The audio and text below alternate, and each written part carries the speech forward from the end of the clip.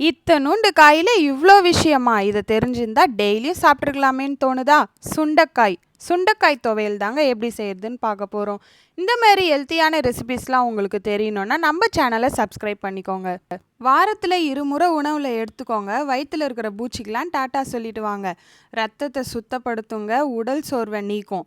உடல் சூட்டை தணிச்சு குடல் புண்ணை ஆற்றுங்க. சளியை கரைக்கும் தன்மை உள்ளதுங்க. நுரையீரலுக்கு நல்லது. ஆஸ்துமா நோயாளிகள் டெய்லியும் சாப்பிட்டு வாங்க. மூச்சு திணறலை குறைக்கலாம். முக்கியமாக கர்ப்பிணி பெண்களுக்கு இது சிறந்த மருந்தாகுங்க. நல்லெண்ணெயில் சமைங்க, அப்போ தான் நல்லா இருக்குங்க. தோசைக்கு, இட்லிக்கு, சூடான சாப்பாடுக்கு எல்லாத்துக்குமே ரொம்ப சூப்பராக இருக்குங்க. ஹெல்த்தியான ரெசிபிஸாக குழந்தைங்களுக்கு செஞ்சு கொடுங்க. காய் சாப்பிட மாட்டாங்கங்க குழம்புல போட்டால். இந்த மாதிரி நீங்கள் துவையலாக அரைச்சி கொடுங்க, அவங்க டெய்லியும் சாப்பிடுவாங்க. இந்த வீடியோ உங்களுக்கு யூஸ்ஃபுல்லாக இருந்தால் லைக் பண்ணி ஷேர் பண்ணி சப்ஸ்கிரைப் பண்ணிக்கோங்க. தேங்க்யூ.